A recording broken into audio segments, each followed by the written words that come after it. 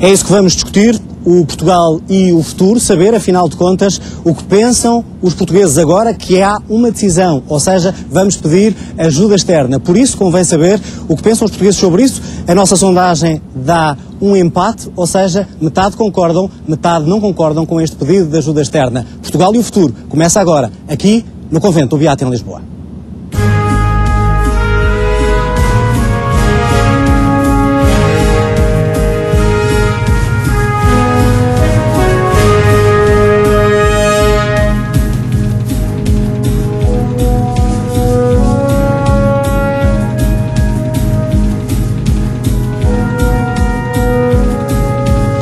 E apesar desta decisão anunciada há momentos pelo Primeiro-Ministro, Portugal continua numa encruzilhada. Ou seja, a situação é complicada, temos os juros a subir, pode ser que agora a situação se altere e temos as taxas de rating, quer do país, quer das empresas portuguesas, a descer. Tudo isto a levar a esta crise e agora sabemos que vamos pedir ajuda externa. Muitos portugueses perguntam qual é o preço, qual é a fatura que vamos pagar com esta decisão. Muitos ainda se questionam se vão receber o seu ordenado, como é que o vão receber, como é que vão pagar as suas faturas. É tudo isto numa altura de medos, de receios, mas também de esperança que iniciamos este programa onde vamos refletir sobre o futuro de Portugal. E Fátima Campos Ferreira, boa noite. Vamos então, com toda esta plateia, olhar, mais do que debater, mais do que ouvir por que razão aqui chegarmos, vamos tentar perceber como é que vai ser o nosso futuro. O futuro de todos nós. Só que acertamos em cheio numa noite de facto muito especial, um momento de urgência do país. Desde já estão todos convidados para uma reflexão também muito especial, Portugal e o futuro. E um futuro que passa já pela intervenção financeira externa, o retrato do país económico, político e social. Tudo isto aqui em direto deste magnífico Convento do Beato, onde você também vai poder participar através das redes sociais, do Twitter e do Facebook, mas há muito mais, João Adelino. Vamos também olhar para aquilo que os portugueses pensam deste pedido de ajuda externa.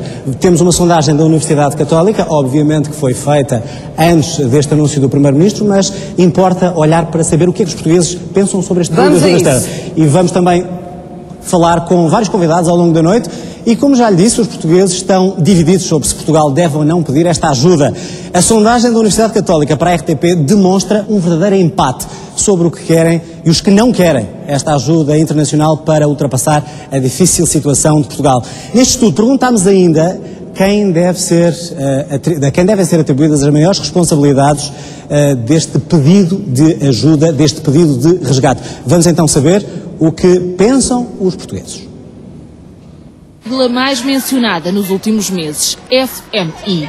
No Parlamento, nas salas de aula ou na rua, a possibilidade de Portugal pedir a intervenção do Fundo Monetário Internacional ou do Fundo Europeu de Estabilidade faz parte das conversas. Mas qual será a melhor solução para o país neste momento? Os inquiridos empatam nas respostas. 39% consideram que é melhor não pedir a intervenção do fundo, outros tantos entendem que a intervenção dos exteriores é a melhor solução. Na sondagem da Universidade Católica para a RTP, caso Portugal recorra ao FMI ou ao Fundo Europeu de Estabilidade, as maiores responsabilidades devem ser atribuídas ao PS, em segundo lugar e com uma percentagem inferior ao PSD, 9% atribuem responsabilidades ao Presidente da República, a mesma percentagem recebem os portugueses em geral. Uma minoria culpa a crise internacional e a União Europeia. No fim da lista surgem o CDS, a CDU e o Bloco de Esquerda. 9% referem outras razões, enquanto 20% dizem não saber ou não respondem. Mantendo o cenário de que Portugal pediria a intervenção ao fundo agora, apenas 14% dos inquiridos consideram que a vida dos portugueses daqui a um ano estará melhor. 31% igual e 46% revelam pessimismo e dizem que a vida estará pior. Para daqui a 5 anos são mais otimistas e consideram que estará melhor. 24% entendem que tudo vai permanecer igual e 19% antecipam uma vida pior para os portugueses. Uma previsão que se mantém a longo prazo. Pensando no país daqui a 10 anos, também consideram que a vida vai melhorar. Esta sondagem foi realizada pela Universidade Católica para a Antena 1, RTP, Jornal de Notícias e Diário de Notícias nos dias 2 e 3 deste mês. O universo é composto por recenseados residentes em Portugal continental. Foram obtidos 1.288 inquéritos válidos, 58,6% dos inquiridos eram mulheres, com esta distribuição geográfica. A margem de erro é de 2,7%, com um nível de confiança de 95%. Sr. Professor Daniel Bessa, o Primeiro-Ministro não fez o enquadramento deste pedido de apoio externo. Há pouco o líder da oposição, do principal partido da oposição, Passos Coelho, falou num pedido limitado de ajuda. Que tipo de abordagem, que tipo de pedido é este? Será a tal ajuda intercalar ou será, pura e simplesmente, um pedido de intervenção do Fundo de Estabilização Financeira? Eu penso que, digamos assim, isto tem que se fazer em dois momentos. Uma ajuda externa formal e em montantes certamente mais elevados que o que estarão aqui em causa exige compromissos que evidentemente o Governo não está em condições de negociar. Portanto, eu imagino, não houve uma informação clara sobre isso, mas tudo nos leva a supor que se trata do que se costuma chamar uma ajuda intercalar. Portanto, uma soma que ficará disponível, que pode ser usada, entretanto, e logo se realizem as eleições e se tenha um governo, enfim, pleno, discutir-se-ão as condições. Fernando Henrique, quanto é que o país precisa nesta altura? Que montante poderá ser esse apoio? Eu não sei, portanto só o Governo é que... 15 mil milhões, era o que se falou nos últimos dias? Pois não sei, eu não sei, o Governo é que sabe. Eu penso que o que se vai passar é Portugal pede ajuda à União Europeia, como compete a um país que é membro da União Europeia e da Zona Euro, e os órgãos competentes da União Europeia e da Zona Euro, em particular da Zona Euro, é que nos vão dizer qual é o caminho que se vai seguir agora nos próximos dias e nas próximas semanas. E, portanto, sobre isso eu não gostava de me pronunciar, até porque vi ontem o Presidente da Comissão Europeia, o Dr. Durão Barroso, dizer que não há mecanismos para ajudas intercalares, e eu sequer que lhe diga, considero que isso até neste momento é secundário. A grande mudança, o grande passo em frente que demos foi depois de ter chegado à situação a que chegamos e que eu já há pouco caracterizei. É muito importante para os mercados e para todos aqueles que nos observam e em particular para os nossos parceiros da Zona Euro, que Portugal tenha reconhecido esta necessidade e que tenha feito o pedido. Agora, em conjunto com os nossos parceiros da Zona Euro e das instituições competentes, vamos trabalhar na definição de como é que tudo isto se vai processar, que eventualmente até em alguns aspectos terá se calhar situações inovadoras em termos da União Europeia, dada a situação em que Portugal se encontra. Mas eu considero que as questões agora, digamos, técnicas, processuais, é o menos importante nesta altura. É relativamente secundário. De qualquer forma, já temos um retrato, que é o retrato grego e o retrato irlandês, que já pediu o apoio. João Adelino Faria, a Irlanda já vive sob esta ajuda externa também.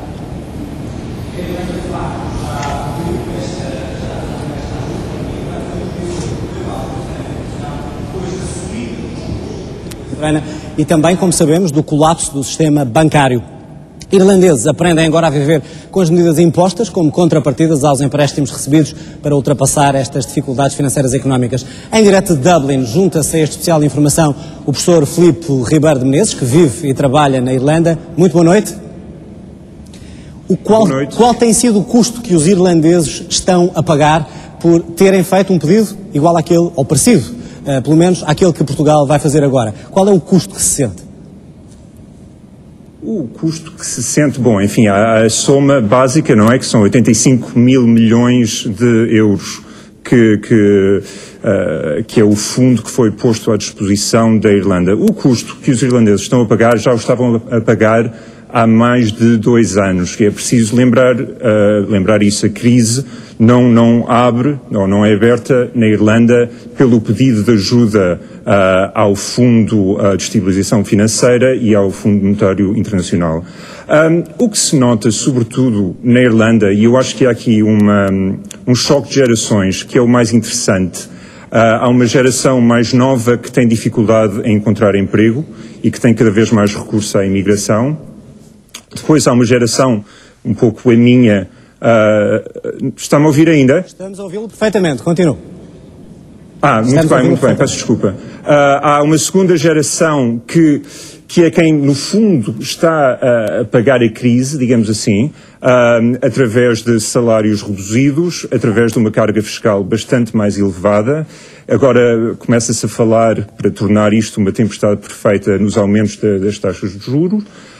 E depois há uma terceira geração que provavelmente já pagou a hipoteca da casa, ou que comprou a casa antes da bolha imobiliária começar e que está relativamente bem.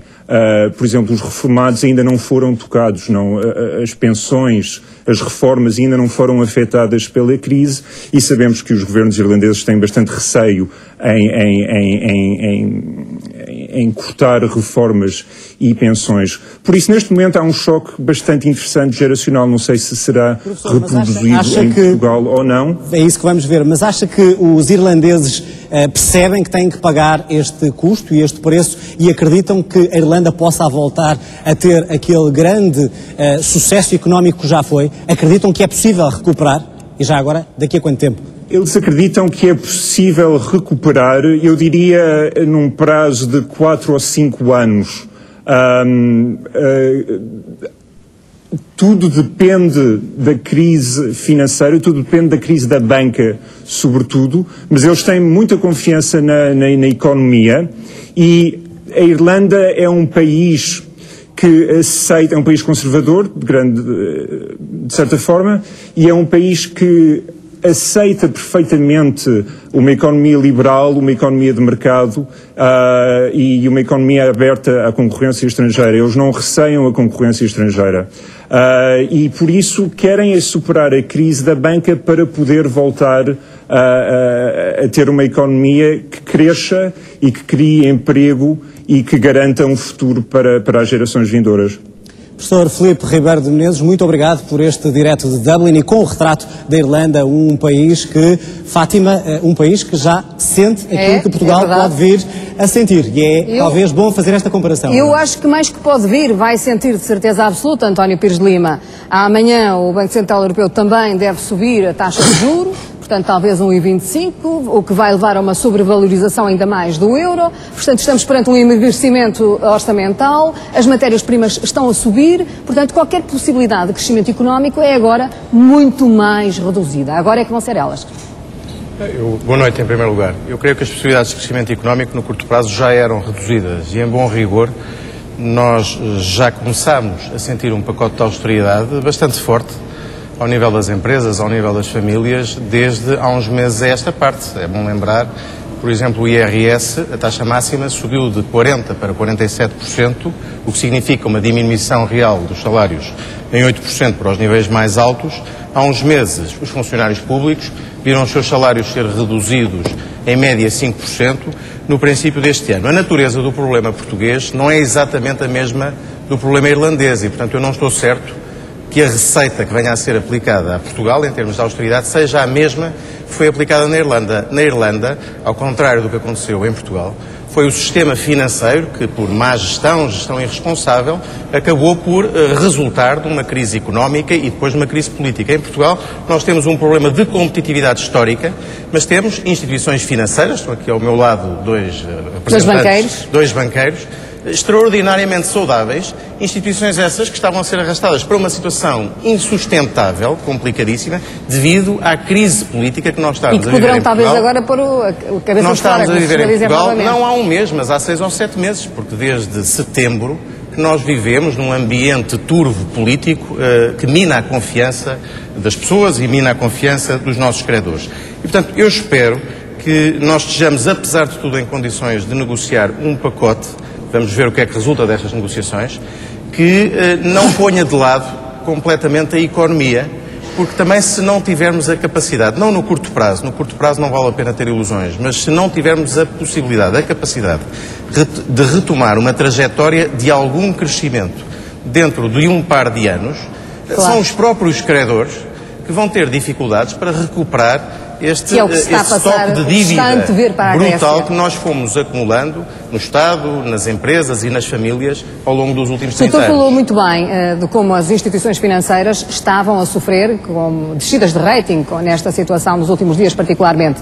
Dr. Tomás Correia, o Montepio foi uma dessas instituições que ontem viu a sua notação ser descida para lixo, para a classificação de lixo, quando há semanas atrás ou há meses atrás até se dizia que era a instituição financeira que mais liquidez tinha e aliás que estava até em condições de adquirir um pequeno banco como foi o Finibanco. O que é que isto significou para o Sr. Montepio?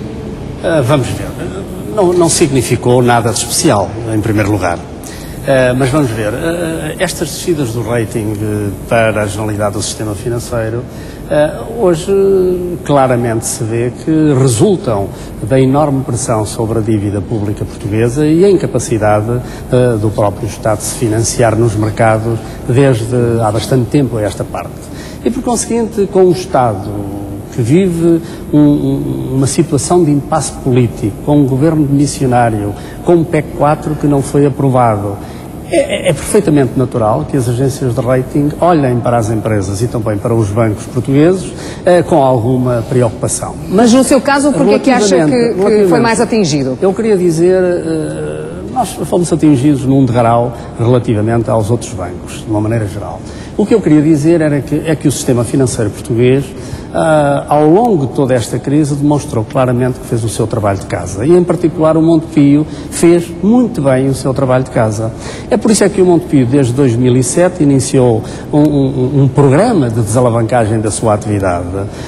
Nós reduzimos o crédito, crescemos muito menos do que o sistema financeiro, ganhámos cota de mercado dos depósitos de uma forma substancial e temos hoje uma situação que nos permite ter instrumentos de liquidez que nos garantem a solvência ou a satisfação de todos os nossos compromissos, mesmo que, por virtude das emissões que temos e que se vencem até ao próximo ano, todos os detentores das nossas obrigações nos solicitassem agora, neste segundo, Montepio, nós queremos por antecipação receber. O Montepio está preparado para isso. Por conseguinte, o Montepio não tem nenhuma dificuldade por virtude deste rating, quer nas suas relações com os detentores das suas obrigações, quer nas suas relações com o Banco Central Europeu e quer, sobretudo, também nas suas relações com o Banco Europeu de Investimento. Sr. Dr. Fernando Henrique, estas classificações dos últimos dias das agências de rating sobre a banca portuguesa, e não só, sobre muitas das instituições públicas portuguesas, que consequências vão ter para o país? É provável que elas se mantenham ou que com este pedido de ajuda possam já elevar-se um pouco? Eu não estou à espera que as agências de rating revejam rapidamente as decisões que tomaram nos últimos dias, mas como várias delas... Faço esta pergunta porque o próprio Presidente da República disse que eram injustas, não é? Sim, eu também acho, mas isso serve de pouco. As nossas opiniões servem de pouco. As agências de rating, algumas disseram que era importante que Portugal inserisse num programa de ajuda a nível europeu. E, portanto, se Portugal não o fizesse, arriscávamos a ter novas descidas de rating. A partir do momento em que Portugal o faz, pelo menos essas novas descidas, espero que estejam afastadas e que se viabilize uma subida, mas não estou à espera que isso aconteça. Mas vai poder financiar-se novamente? De um dia para o outro. Espera poder chegar ao financiamento novamente à banca? Repara, a Bancas tem-se financiado e, portanto, estamos a viver sem recurso ao mercado de capitais, mas temos financiado de outras formas. Eu que gostava de sublinhar é que Portugal, pelo conjunto de situações que vivemos nos últimos anos e que agora se agravaram, deixaram-nos colocar numa situação em que perdemos credibilidade.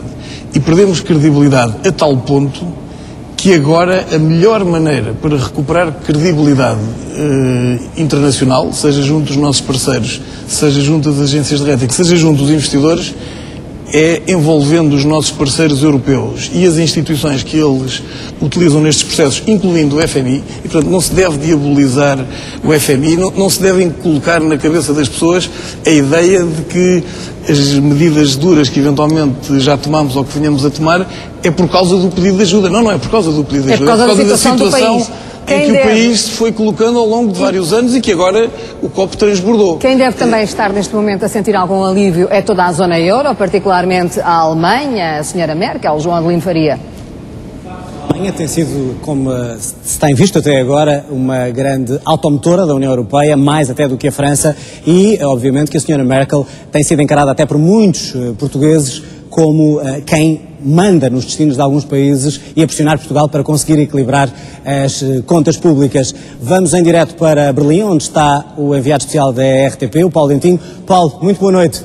Este pedido de ajuda, há muito que era esperado, agora então confirmado. Pergunto, será agora diferente a forma como os alemães vão olhar para Portugal? Até aqui olhavam com desconfiança, ou seja, os que gastam, nós que poupamos. É verdade, não há um pensamento alemão em relação a Portugal.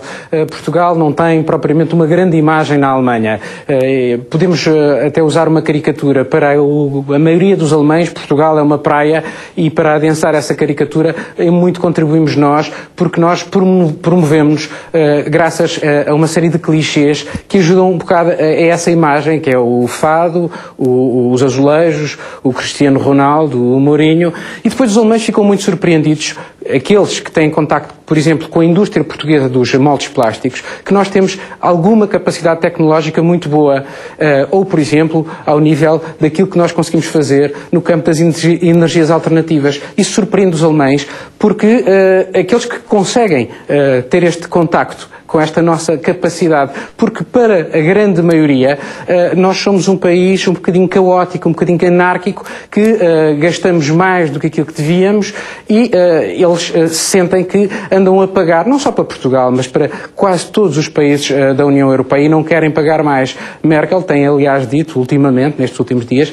tem insistido que não estão a dar dinheiro, que estão a emprestar, vão emprestar dinheiro e com juros. E com isso ela tenta sossegar um bocado aquilo que é a opinião comum dos alemães relativamente ao contributo que eles têm dado ao longo destes últimos anos para vários países na União Europeia. Paulo Dentinho, e como é que se explica o sucesso dos alemães mesmo em época de crise? Para além, obviamente, de serem uma potência económica e uma potência política, estão a crescer. Isto deve-se a quê? É uma questão cultural também? Eu penso que há algo de cultural, algo de temperamental na forma como os alemães reagem perante as situações. Eu devo dizer-te que na sequência da reunificação alemã, na década de 90 do século passado, a economia deste país estava quase em estagnação. E no virar do século, então o chanceler Schröder decidiu que era preciso relançar a economia e fez uma série de medidas a que se chamaram Agenda 2010, medidas que foram muito importantes, como por exemplo cortes nas despesas de saúde, a redução da taxa sobre o emprego de modo a poder estimular a economia, a passagem da idade da reforma dos 65 para os 67 anos, várias medidas que fizeram com que a Alemanha reduzisse a dívida e o déficit. E quando chegou então esta crise em 2008, a Alemanha era um dos países mais preparados para a poder enfrentar. Conseguiram apoiar a banca, conseguiram apoiar os trabalhadores que tiveram que ficar em casa a receber apenas uma parte do ordenado porque não podiam estar a trabalhar, conseguiram fazer uma série de incentivos à economia, mantendo a confiança dos mercados. Depois tiveram também um bocado de sorte, é preciso ter sorte, com o crescimento da China e o crescimento dos Estados Unidos,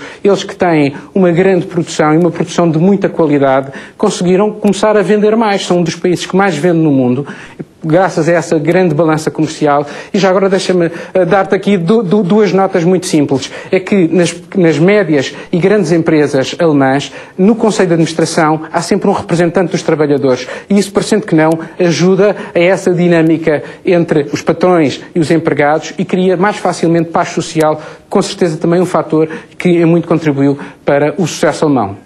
Paulo Dentinho, enviado especial da Alemanha, então aqui com o retrato em direto de Berlim. Daqui a pouco iremos estar em direto com Madrid e também com Atenas. Convém, no entanto, olhar para o nosso país. Daquilo que estamos a falar, em Portugal, há mais de 123 mil famílias que sobrevivem com rendimento social de inserção.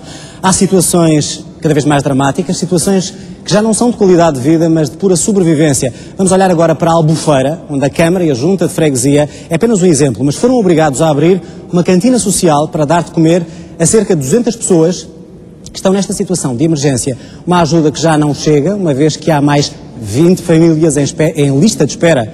A reportagem da RTP acompanhou uma dessas situações mais dramáticas. Um exemplo de tudo isto que estamos a falar. Uma família de 4 pessoas que sobrevive com 100 euros por mês.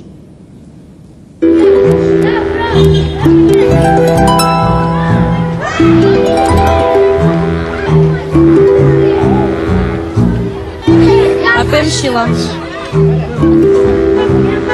Escuta, o que é que foi hoje o almoço? Sopa verde. Sopa, caldo verde? Sim. Fernanda, aos 32 anos de idade, com quanto dinheiro é que sobrevive por mês para si e para a sua família? É assim, pagando a renda e a luz, para o mês todo fico com 110 euros. É, pois! Isso chega? Não, porque somos 4 pessoas. Sim. E vem mais uma criança a caminho, só 5.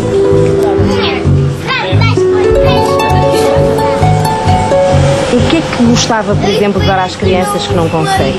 Quando olha para elas todos os dias, quando vai para a escola? Muita coisa. E eu às vezes sinto-me um bocado revoltada comigo mesma por não lhe poder dar. Por exemplo, a minha Sónia já tem 8 anos, né? Vê as colegas com estojos da Hello Kitty, de essas coisinhas assim, que às vezes aquilo é uma coisa que não tem valor para nós, mas para eles tem. E ela gostava de ter igual às colegas e não tem. Há um ano, Fernanda fugiu da encruzilhada de desemprego que atravessa o interior centro do país e rumou ao sul. Depois de uma vida de trabalho iniciada aos 14 anos, deixou para trás os pais, os tios e a falta de emprego numa fábrica de confecções.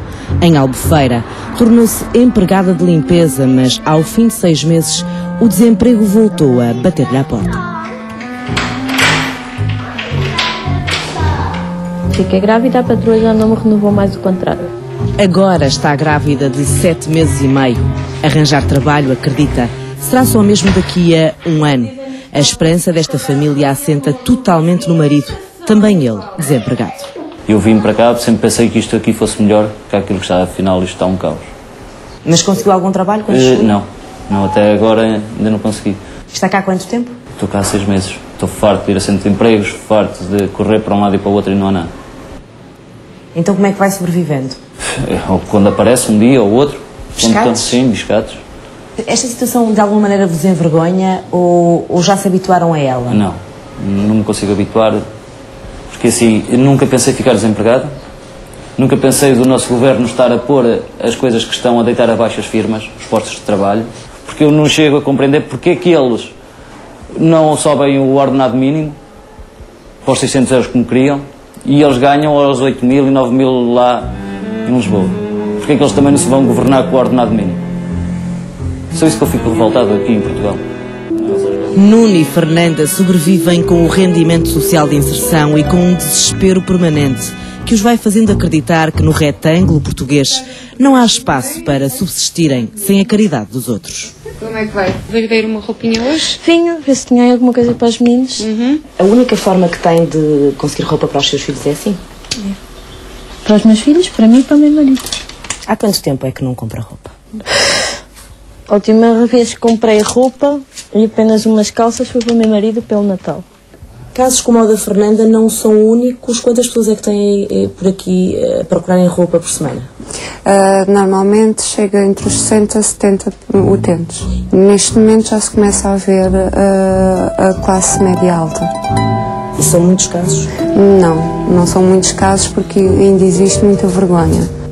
Vergonha é algo que a família de Fernanda não tem, até porque sempre foi pobre, mas nunca tanto. Agora, até dinheiro lhe falta para comer. Consegue sempre comprar pão? Nem sempre. Já lhe aconteceu alguma vez não ter pequeno almoço para dar às crianças? Já. Muitas vezes? Várias vezes. Quantas vezes é que compra peixe ou carne? Por aí 2 vezes por mês, quando posso, se posso mesmo. Já passaram fome? Sinceramente, não. Eu tive aí vizinhas que chegavam-me a fazer as compras para casa, porque viam a minha situação, e posso-lhes agradecer muito. Foi assim até há 3 meses. Normalmente, quanto é que pode deixar no supermercado? Às vezes posso ter 2 euros, outras vezes posso ter 3, outras vezes posso ter 5. Normalmente, qual é o máximo com que vem ao supermercado? Máximo 10, 15 euros. Com tantas dificuldades, a família de Fernanda foi uma das primeiras a ter direito a alimentar-se na cantina social que a Câmara e a Junta de Freguesia de Albufeira criaram para acudir às mais de 200 pessoas que se encontram em situação de necessidade extrema. 60 ainda estão em lista de espera. Por quanto mais tempo é que vão poder alimentar-se na cantina? Eu tenho até o dia 1 de maio, mas eu espero bem que até lá ele consiga. Porque assim, eu sei mexer em retros, eu percebo de eletricidade, eu percebo minimamente tudo. E nada, não há, está parado. Podia ser apenas uma história, mas não é. Esta é uma gota de água num oceano onde estão mergulhadas pelo menos 123 mil famílias portuguesas. São as que o Estado registou como sendo beneficiárias do rendimento social de inserção. Andam entre nós, mas o que sofrem esconde-se atrás de panos tenos que quase ninguém vê. Esta a situação de uma família em Portugal e que é um exemplo de outras situações que vivemos no nosso país.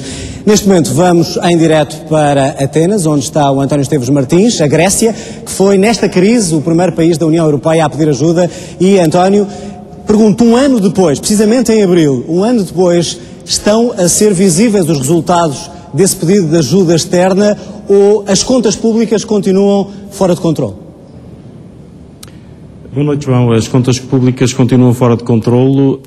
Estão peritos da chamada Troika, União Europeia, Comissão Europeia e Fundo Monetário Internacional, para verificar as contas. Os números vão ser anunciados provavelmente por volta do dia 16 deste mês, mas para já sabe-se que, por exemplo, o déficit para este ano não está onde devia estar, estará não nos 9 e pouco, mas mais nos 10%, portanto a tal consolidação orçamental prevista e obrigatória, porque o Fundo Monetário Internacional está aqui a ditar regras e isso convém não esquecer, não está a ser cumprida e quando neste quadro de ajuda não se cumpre aquilo que está programado, são necessárias novas medidas e o Ministro das Finanças e o Governo vão anunciar até o dia 15 deste mês novas medidas para 4 anos que implicam uma redução da despesa de 25 mil milhões de euros com mais impostos e sobretudo com mais cortes. Basta andar nas ruas de Atenas, onde se encontra mais pobreza. A Grécia vive momentos muito difíceis, a classe média sofre bastante e há uma classe baixa que tem muitas dificuldades no dia-a-dia. A nossa reportagem da Sandra Felgueiras não andará muito longe de uma que eu posso fazer aqui em Atenas. As situações são dramáticas, a Grécia vive momentos muito difíceis, mas há uma situação muito diferente da situação portuguesa. Aqui houve batota, como disse a chanceler alemã Angela Merkel, nos números e a Grécia teve que se sujeitar a regras particularmente duras que vai continuar a ter que aguentar por mais alguns anos. É uma situação dramática e um ano depois apenas se encontra mais precariedade social, mais dificuldades, talvez sem esquecer que podemos acrescentar a isto 1.200.000 estrangeiros que estão aqui, são os refugiados e aos quais é preciso dar uma ajuda e a Grécia não tem meios para os ajudar. João. António, rapidamente, até que ponto é que aquelas manifestações que vimos no início destas medidas de austeridade podem voltar às ruas da Grécia? Isto é, instabilidade social com novas medidas? Podem voltar a qualquer momento porque há um risco grave de ruptura social. As pessoas podem aguentar algum tempo, mas se os resultados não vierem, se não surgirem, vai haver certamente novas greves e isso também não vai ajudar o país. A Grécia vem de há anos e anos de grandes dificuldades. Talvez que a vantagem do Fundo Monetário Internacional e a sua intervenção aqui na Grécia é que conseguiram fazer no espaço de um ano aquilo que em 40 anos nenhum governo deste país quis fazer. Além disso, convém não esquecer que estamos num país onde há corrupção, onde há evasão fiscal e onde os ricos não são taxados, não são alvos de impostos. O Presidente do Fundo Monetário Internacional, Dominique Strauss-Kahn, quando vem aqui à Grécia, pede para que a classe alta venha a ser alvo de impostos bastante elevados. É um país que não tem capacidade de exportação, embora haja um pequeno aumento das exportações.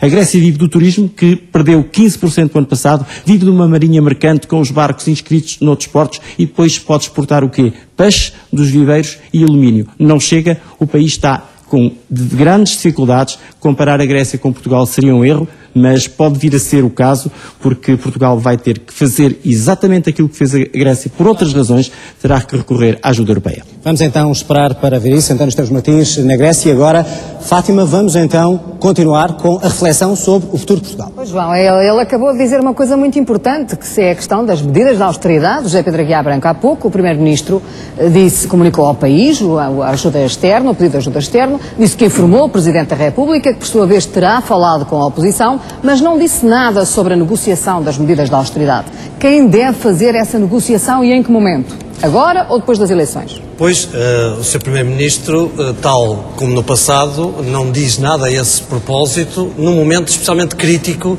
para Portugal. Aliás, não posso deixar de registar que me surpreende e nem percebo como é que os portugueses souberam, por um jornal, por um comunicado do Ministro Teixeira dos Santos, de que ia haver uma ajuda externa. Acho que esta forma institucional ou não institucional de comunicar, para um momento tão grave como o país atravessa, tem consequências na confiança, na interlocução.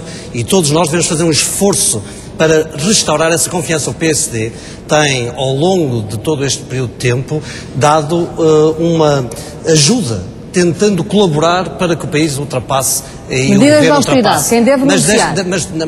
Mas é que é importante quando nós vimos que em outubro de 2010 o Sr. Ministro Teixeira dos Santos referiu que quando atingíssemos o patamar dos 7% era necessário já recorrer à ajuda externa. Eu não consigo compreender porque é que foi preciso esperar até esta situação. Quanto é que isto custou ao país? Quanto é que isto agravou na situação em relação à taxa de juros e à dívida pública que Portugal tem que suportar? E, portanto, o passo, quem conhece neste momento o estado das contas, e nós vimos ainda há pouco tempo que os pressupostos que estavam no PEC são diferentes daqueles que o próprio Instituto Nacional de Estatística mais tarde anunciou, quem tem condições para dizer quais são as condições que são necessárias neste momento de austeridade para nós ultrapassarmos a crise, serem necessárias de instaurar, tem de ser o Governo. O Governo deve... Muito bem, então deve ser o Governo já a negociar... Deve esse espaço de conversa e de contactos institucionais com o PSD. O PSD e o seu Presidente disse muito claramente que estariam disponíveis para conversar neste momento crítico a que o Governo nos conduziu. Francisco Assis, já foi dito pelo Ministro Teixeira dos Santos, no outro dia na entrevista à Agência Sousa na TV, que de facto é o Presidente da República que agora tem que liderar aqui este processo. Este processo de negociação da austeridade, quem o deve fazer? Os dois partidos em conjunto, em entendimento? Bom, nós temos neste momento o problema de temos um governo de gestão com as limitações constitucionais que são conhecidas, mas temos esta crise e temos que enfrentar naturalmente. O Sr. Primeiro-Ministro, na comunicação que fez ao país, e foi através dessa comunicação que ele estabeleceu a relação direta com o país, não foi através do comunicado do Ministro das Finanças, o Sr. Primeiro-Ministro fez referência à conversa que teve com o Sr. Presidente da República, tendo pedido ao Sr. Presidente da República para falar com outros partidos políticos sobre o assunto. Parece-me que é um momento em que nós devemos abandonar esta questão de estar sempre a imputar responsabilidades. Isto é um assunto demasiado complexo. As causas que estão na origem disto tudo são causas muito diversas e muito complexas. Não somos o único país na Europa a confrontar-se com uma situação desta natureza e devemos concentrar-nos em encontrar soluções para os problemas que temos, os estruturais e os imediatos. O imediato é o problema do financiamento externo. De facto, estamos com uma dificuldade. Há um ano e tal que nos estamos a debater com uma degradação progressiva das condições de financiamento externo, do Estado, do sistema financeiro e, em geral, da economia portuguesa. Mas, na realidade, acabam por ser os banqueiros a empurrar, foram os banqueiros que na última semana empurraram para a ajuda externa. Não foram os banqueiros a empurrar para a ajuda externa. O que ocorreu nos últimos dias, que levou a isto, foi a crise política. O que levou a uma degradação acentuada das condições de financiamento nos últimos dias, de forma dramática, foi a circunstância de ter ocorrido uma crise política em Portugal. Não estou agora aqui também preocupado em dizer se a crise é responsável deste ou daqueles portugueses avaliarão no momento próprio. Agora, é verdade que há um antes e um depois da crise política. O antes era a vontade de resistir a uma situação gravíssima com que estávamos confrontados. Portanto, há uma dimensão aguda da questão e, portanto, temos que enfrentar. Eu julgo que os partidos políticos que reconhecem a necessidade da redução drástica do déficit orçamental, que querem encontrar uma solução para os nossos problemas dentro da zona euro e no quadro europeu, têm agora a obrigação de promover um consenso em torno deste assunto. E depois há a questão estrutural, que evidentemente é a questão de fundo, como é que nós vamos sair disto. Mas quem é que deve moderar esse pedido, essa negociação da austeridade? Eu creio que deve haver uma boa articulação institucional entre o Governo e a Presidência da República. O Governo, ainda que de gestão, continua a dirigir os negócios do Estado. Com um papel moderador. E por isso tem que haver aqui um papel moderador do Presidente, Carlos Carvalhas. Nem lhe faço nenhuma pergunta. O que é que o senhor acha disto tudo? Bom, eu começo por assistir aqui a uma mesa de economia que era de pensamento único. Estavam todos aflitos com o empréstimo. Ouvi várias reportagens e tenho pena que não tenha havido uma reportagem da Islândia, porque também é um exemplo importante. Mas a Islândia não pertence à União Europeia. Eu sei que não pertence, mas não é da zona euro. Eu sei que não pertence à zona euro, mas é importante porque também foi assistida, também se dizia que por o facto de ela ter rejeitado as propostas e o facto de ter dito que não pagava, que ia ficar banida dos mercados, e hoje está a ser financiada a uma taxa inferior à da Irlanda. Também tenho pena que na sondagem que foi feita não se tivesse perguntado ao povo português, por exemplo, se ele achava ou se acha que é legítimo e justo que o povo português esteja a pagar uma dívida que é sobreposta com juros agiotas. A agiotagem. Pronto. Posto isto, o que é que eu acho? Acho que isto que é um erro, que não é ajuda. O que vamos ter é um enterro. Isto é um enterro e um afundamento do país.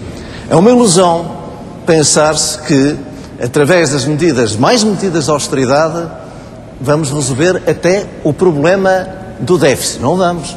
O problema vai se agravar como está a acontecer na Grécia. Que vamos ter taxas de juro que possam permitir a nossa economia descolar. Também não. Elas poderão ser um pouco mais baixas, não vão ser ainda excessivamente altas.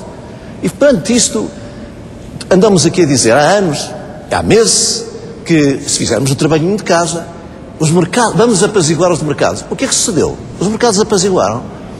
Continuaram a especular. Primeiro era o déficit, depois era a recessão e assim sucessivamente. Qual é a minha opinião sobre isto? Qual era neste momento o que é que se devia fazer? Eu entendo que Portugal, e era a altura, devia chegar à União Europeia e dizer-lhes, dá-lhe um prazo curto.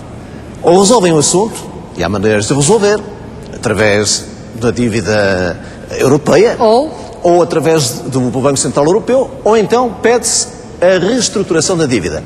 Alongamento dos prazos, diminuição das taxas de juro e não pagamento de uma parte. Nesta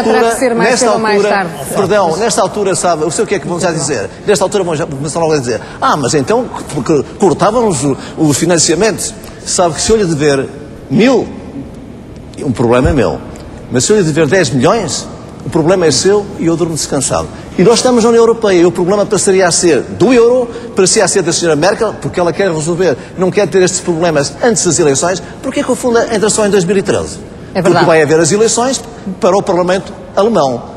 Bom, a especulação sobre o euro seria de tal ordem que eles tinham que dar uma resposta a esta questão. Mas enquanto tivermos uns partidos submissos que vão fazer o trabalho de casa, mas passar a fatura... Vamos ainda continuar a debater estas e outras questões. Estamos a debater Portugal e o futuro numa noite especial em que está reunido o Conselho de Ministros extraordinário, porque foi hoje que Portugal pediu ajuda externa, uma ajuda financeira à União Europeia. Eu e o João Adelino Faria voltamos já aqui ao Convento do Beato.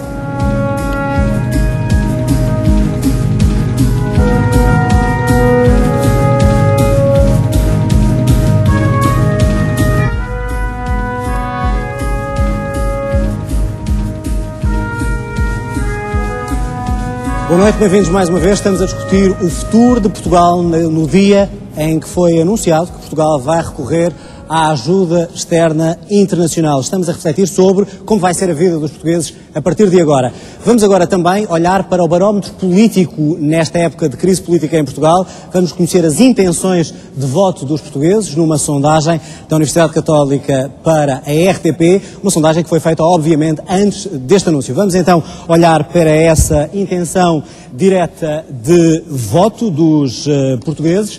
Aqui temos a sondagem da Universidade Católica, com 39% para o PSD, 33% para o PS, 8% para a CDU, 7% para o Bloco de Esquerda, 7% para o CDS-PP, 6% para o Bloco de Esquerda.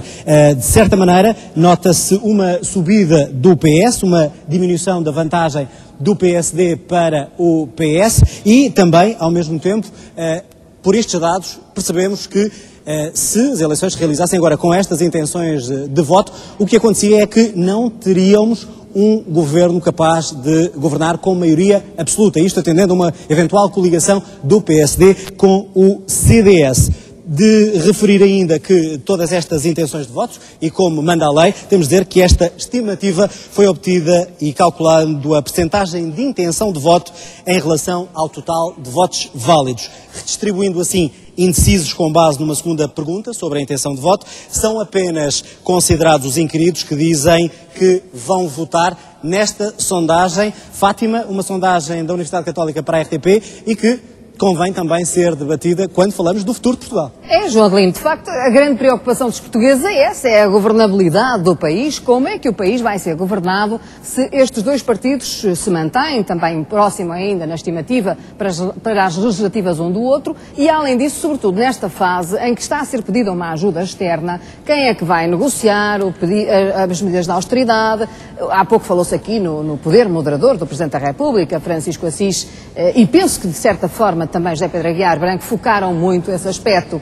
Quer dizer que os partidos neste momento passaram pura e simplesmente a bola para o Presidente da República e agora tudo o que se passar daqui para a frente depende de Belém? Não, eu não acho isso. Eu acho que há um impulso que tem devido ao Governo.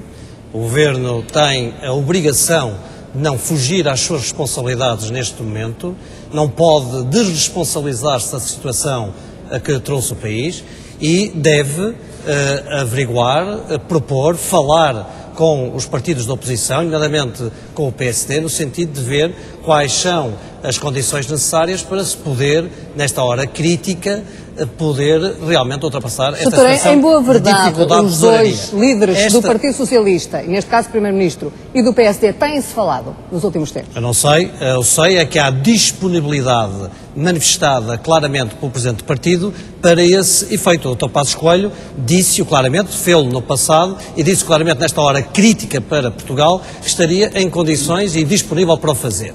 O que não é aceitável é que não haja os canais institucionais corretos. E quando esse canal institucional não existe, então aí é que pode estar em causa a confiança da transparência dessa negociação. Mas eu acho que neste momento o país reclama que seja necessário uma conversa, negociação, um acordo relativamente a essas medidas de uma forma muito séria. As medidas que vão ter de ser tomadas são medidas que não podem ser desresponsabilizantes dos portugueses. Entre as verdades incómodas e as mentiras confortáveis, não pode ser, como no passado, uma opção pela mentira confortável em detrimento da verdade incómoda. A verdade incómoda, neste momento, é o desafio eleitoral que todos os partidos têm pela frente. E os portugueses têm que também sentir esse sentido de responsabilidade pelas suas opções e pelas suas escolhas, que devem prosseguir a verdade, ainda que ela possa ser incómoda. A nossa sondagem, esta sondagem que apresentaram, mostra que é necessário trabalhar para que haja um governo que seja um governo com uma maioria confortável, com uma maioria que permita aplicar e mudar o sentido rumo em que Portugal está, e isso só se pode fazer se os próprios portugueses participarem e sentirem-se corresponsabilizados na tomada de decisão. Deixe-me então perceber isto muito claramente. O senhor está a dizer que o líder do Partido Social Democrata está disposto para negociar as medidas de austeridade? O líder do Partido Social Democrata, o Dr. Passos Coelho, disse claramente que nesta hora crítica estaria disponível para ajudar o país. Eu perguntei, disposto para negociar as medidas de austeridade? Eu não posso dizer mais do que isto, porque eu não sei quais são as medidas que vão ser apresentadas. O que claramente foi dito é que está disponível para dar mais uma vez a mão ao país. Francisco Assis? Para mim é absolutamente evidente que tem que haver, agora e depois das eleições, uma capacidade de diálogo entre o líder do maior partido e o líder do governo, o líder do maior partido da oposição. Nós vamos viver um momento de clarificação política. Dentro de 2 meses estaremos a disputar eleições. E o PS terá condições para ganhar com estas sondagens? Essa sondagem não é muito negativa, pelo contrário, é uma sondagem que significa que está tudo em aberto. Mas acho que a questão fundamental é a seguinte: nós temos que apresentar ao país, com toda a clareza, a nossa leitura da realidade, a realidade interna, a nossa relação com o espaço europeu, como é que nós perspectivamos hoje as principais questões que se colocam a Portugal. E, ao mesmo tempo, apresentar o nosso projeto e o nosso programa. Nós enunciamos já uma série deles. Uns estão contidos no Programa de Estabilidade e Crescimento e há outros que irão ser apresentados. Os outros partidos farão o mesmo. E o que me parece fundamental nestas eleições é que este debate decorra de forma a que este esforço de clarificação não prejudique um esforço ulterior que tem que ser feito de promoção de alguns compromissos. E esses compromissos não significam governos de unidade nacional. nem significa necessariamente que os dois principais partidos tenham que estar no governo, mas significa que há alguns entendimentos de fundo do regime que nós temos que levar a cabo. Ontem o banqueiro Ricardo Salgueiro justamente pediu um governo de unidade nacional para esta fase. Não, eu não acho que seja possível um governo... Como é que do lado do PS, neste caso, da política, olham para esse pedido? Penso que até vai ao encontro, se calhar, de alguma franja da população. Bom, eu compreendo essa preocupação e julgo que os portugueses têm eles têm a expectativa de outra coisa, os portugueses globalmente, é que haja uma capacidade de promoção de entendimentos que até aqui de facto não houve. Isso não passa por um governo de unidade nacional, mas passa por uma capacidade de entendimento. Isso significa uma coisa muito simples, é que no futuro o primeiro-ministro, seja ele quem for, vai ter que falar com o líder da oposição e o líder da oposição vai ter que se comportar como alguém com sentido da responsabilidade, como se estivesse a governar o país.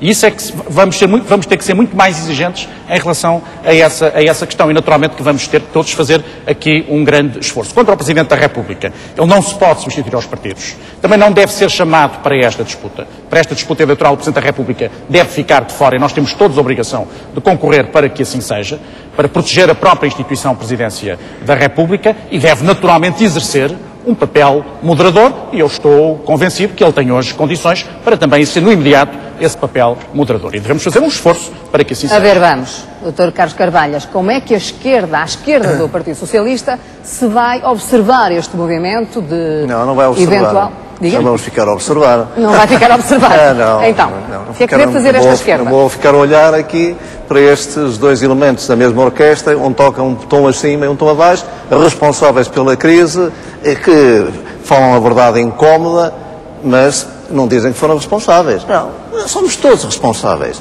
Neste todos, há a diluição da responsabilidade. São responsáveis. Foram responsáveis pela entrada do euro na maneira como entramos, foram responsáveis pela cotação do escudo da maneira como entramos, são responsáveis por não fazerem pagar à banca um cêntimo a mais para esta crise. Tive aqui sentado um banqueiro que disse que o problema é o financiamento do Estado. Não, o problema é o financiamento da banca. A banca é que não se consegue financiar. O Estado ainda se consegue financiar, a banca é que não consegue. E esta crise estamos a pagar para ir financiar a banca, que não paga um cêntimo a mais em relação para esta crise.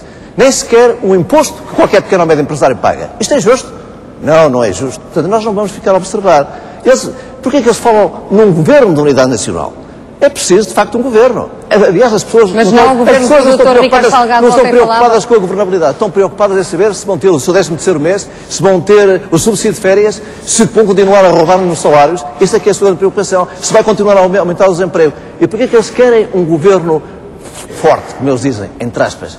Para impor estas medidas, não é à banca, não é aos grandes senhores do dinheiro, não, é para impor estas medidas chamadas ditas de austeridade aos que sempre pagaram. Mas vão ter a resistência, naturalmente, vão ter a resistência. E o que eu digo ao povo português é que se indigne, que lute, para que, sem ser indelicado, porque não se trata aqui das pessoas em nome, para que os responsáveis pela crise sejam efetivamente castigados. E não só castigados, para que haja de facto uma ruptura e mudança, para que nos fizemos aqui assim, o aluno bem comportadinho, de chapéu na mão, atrás da senhora Merkel, demos os tostõezinhos, e a Merkel ali do seu púlpito a dizer, façam isto, façam aquilo, façam aquilo, no interesse da Alemanha. Sabe que quando se deu a entrada de Portugal, isto é, quando se criou o euro, a Alemanha tinha uma balança comercial deficitária com a União Europeia, e que hoje é ultra superavitária. Porquê? Porque toda a política do Banco Central Europeu foi comandada pela Alemanha, no interesse da Alemanha. Não no interesse de Portugal, não no interesse dos pequenos países que agora estão aqui a pagar a fatura, em que lhes disseram, quando veio a crise, socorram os bancos, endividaram-se. E agora depois dizem, vocês endividaram-se, agora têm que pagar a fatura. Porque mesmo a vinda do Fundo Monetário Internacional não é para nos ajudar, é para garantir aos credores rapidamente o pagamento da dívida. Quando nós precisávamos era de, naturalmente, uma política de rigor, nada de laxismos, mas termos tempo suficiente para reduzirmos o déficit. Não é a mata cavalos. Porque sem haver crescimento económico e uma melhor distribuição de rendimento nacional, não saímos disto. É por isso que eu digo, é uma ilusão pensarmos que com o Fundo Monetário Internacional vamos resolver o problema do déficit, vamos resolver o problema das contas públicas. E esse é o temor também da Irlanda e da Grécia, não. Ainda há pouco também aqui no painel económico falávamos disso. A Irlanda, mas repara, a Irlanda mesmo assim é muito interessante. Os banqueiros agora, como se diz, a Irlanda já está a pedir uma recapitalização da banca novamente, 24 mil milhões. Porque quem se tem estado o Estado português financia, se eles é que não se conseguem financiar. Como é que eles se conseguem financiar? no fundo, emprestando, isto é, comprando dívida ao Estado e depois indo descontar ao Banco Central Europeu a 1%. Vendem ao Estado a 5%, 6% e vão... E porquê que eles agora deixaram de querer isto? Porque como estão a ver os stress tests e como eles estão expostos... Agora em junho, sim. E como o Banco Central Europeu também não aceita todo e qualquer papel, mas repare, quando a Irlanda disse que ia deixar de pagar aos seus bancos, isto é, ia exigir uma reestruturação da dívida dos seus bancos, o que é que fez o Sr. Trichet? Mandou às ortigas, para a expressão, todas as regras e disse: aceitamos todo e qualquer papel. Lixo, abaixo do lixo, e nem digo uma palavra feia. Uma boa parte da população portuguesa pode ter, e certamente estará nesta altura, até concordar com o Dr. Carlos Carvalhas. Eu pergunto aos dois, PS e PSD, neste caso Francisco Assis e José Pedro Aguiar Branco, como é que comentam o que acaba de dizer Carlos Carvalhas? Eu acho que, com toda a simpatia, é uma intervenção desresponsabilizante das nossas próprias escolhas e das nossas próprias opções políticas enquanto portugueses. Ou seja, nós vivemos numa democracia, os portugueses votam, fazem as suas escolhas e a responsabilidade primeira do que se passa é nossa, não da Sra. Merkel, não dos mercados, porque se nós não devêssemos ao estrangeiro aquilo que devemos, seguramente não se colocavam os problemas das taxas de juros para pagar. Se nós não devêssemos internamente, se tivéssemos a dívida pública do montante que temos, também isso não acontecia. Por isso, a lógica... É desresponsabilizante. É desresponsabilizante. Francisco Assis? Bom, eu percebo alguma coisa que o Dr. Carlos Carvalho disse em relação à Europa. Também desejaria uma Europa diferente. E uma Europa que respondesse de forma diferente. Vergonha. O Partido Socialista francês criticou as últimas medidas, disse que isto... Disse agora, Francisco Assis tem que terminar. E o Partido Socialista português... Dr. Carlos Carvalho, espera isso. Eu compreendo aquilo que ele disse. Agora nós temos que saber olhar para a realidade. E a verdade é que a Europa, é com esta Europa que estamos a lidar. O governo português, com outros governos europeus, tem feito um esforço no sentido da Europa responder melhor a esta crise. Mas é com esta Europa, com dirigentes políticos que também respondem diretamente perante os seus povos. Sabemos que a Sra. Merkel também tem gravíssimos problemas hoje de ordem interna, com um sistema político muito complexo, com eleições praticamente todos os meses, a ser avaliada e julgada todos os meses. Isso, evidentemente, também torna estas decisões menos desejáveis. Pelo país, mas e afinal, é neste contexto que nós temos que agir, isto é, o que se exige a um governo, qualquer que ele seja, é que compreenda a realidade e saiba agir perante essa mesma realidade. E por isso eu compreendo um bocadinho estas preocupações, mas elas estão muito desfasadas da realidade europeia. E hoje Strauss-Kahn do Fundo Monetário Internacional fez questão de dizer que a situação portuguesa era muito complicada e também disse que a Espanha já estava fora da necessidade de recorrer ao FMI. Não sabemos se vai ser assim, pura ilusão, está a dizer Carlos Carvalhas. O que dizemos, João Adelino Faria, é que neste momento em Espanha também haverá alguma preocupação sobre a situação do que está a acontecer em Portugal. Seguramente os espanhóis vão olhar com muita atenção para esta comunicação que o Primeiro-Ministro português fez há pouco. A Espanha, com esse medo, o receio do contágio. Rosa Veloso, boa noite. Pensas que este medo de contágio da situação portuguesa à espanhola está, pelo menos, afastado depois das declarações do FMI e também do ligeiro melhoramento das finanças públicas em Espanha? Boa noite.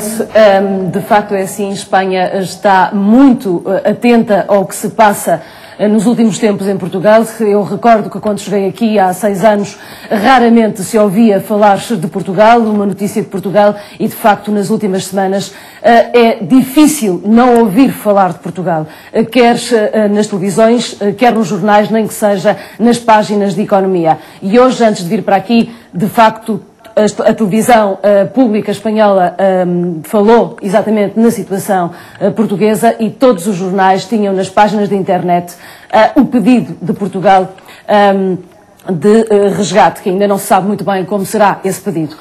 Mas todos davam exatamente e faziam referência a isso. Digamos que não sei se é medo, mas é pelo menos atenção. De qualquer forma, a Espanha é um país que neste momento está de facto, e toda a gente diz isso também nas últimas semanas, que a situação económica e financeira de Espanha é completamente diferente da de Portugal.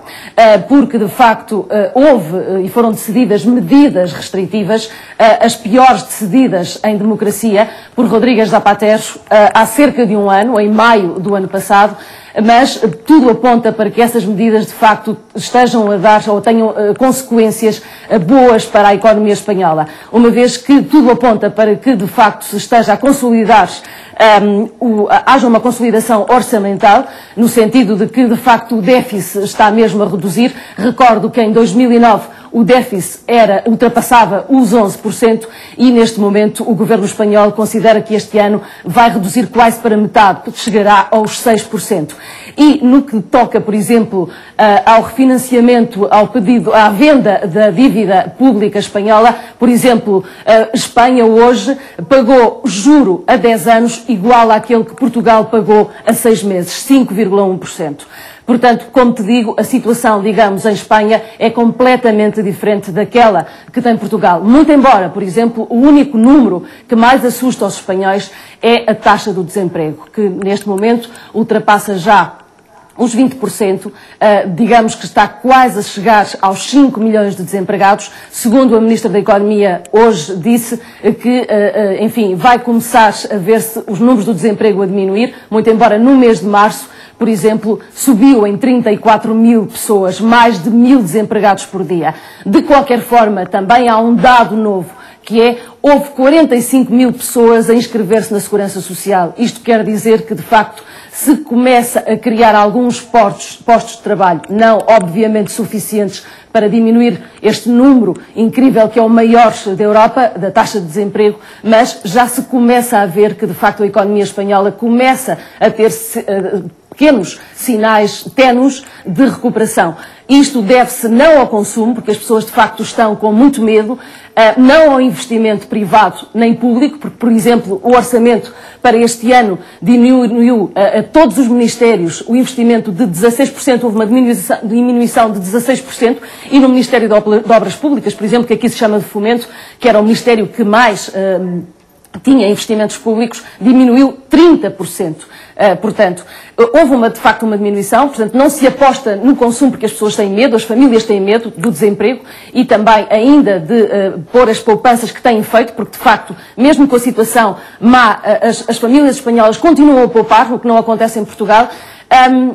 Mas, por exemplo, em termos de exportação, a Espanha está a ter níveis de exportação superiores à Alemanha, entre 25% a 30%. Portanto, é nisto que a Espanha está a apostar. Rosa Veloso está em direto agora de Madrid, a nossa correspondente, a dar-nos então um retrato de como a Espanha está a viver também este momento de crise. Nosso convidado neste especial de informação, Roberto Abarca Moro, que é administrador delegado da Saúde Portugal. Muito boa noite. Ouviu agora com atenção a Rosa Veloso. Pergunto-lhe, o perigo de contágio como empresário para a Espanha está afastado ou ainda está presente? Hoje mesmo a vossa colega falava de que a Ministra da Economia anunciou umas medidas totalmente novas e é porque de facto estamos com algum medo a esses contágios. Não temos que se calhar a mesma situação que em Portugal, mas estamos numa situação extremamente complicada, sem dúvida.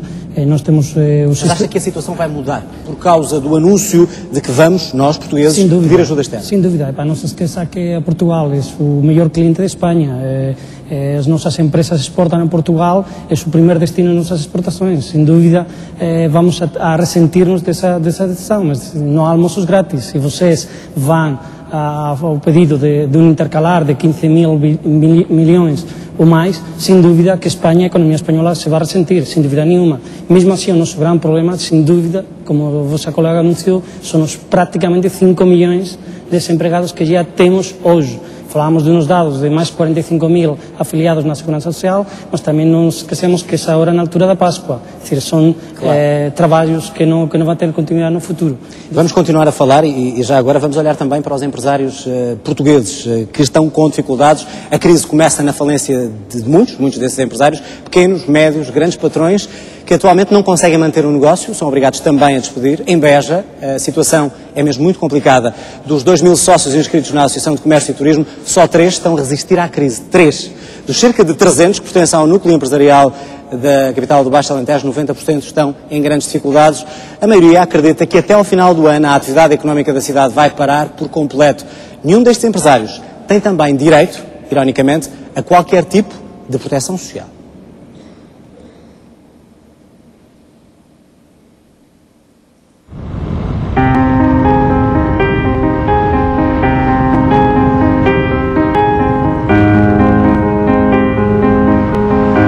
Há 73 anos que somos comerciantes aqui em Beja e nunca vimos o comércio tão parado como atualmente.